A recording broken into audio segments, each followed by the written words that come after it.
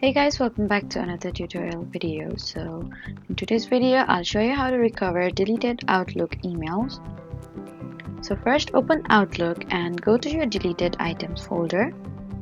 And if your email is there, simply move it back to your inbox or another folder.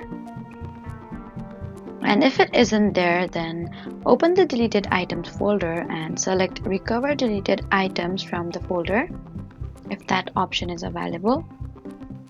Then you'll see a list of recoverable emails that haven't been permanently removed from Microsoft's server yet. Then select the emails you want to restore and choose Restore.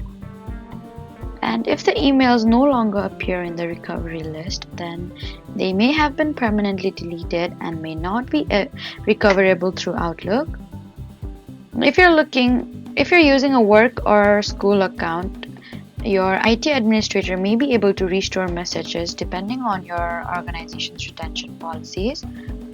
So that was how to recover deleted Outlook emails. Please do not forget to like, comment, and subscribe for more helpful tutorials. Thank you for watching.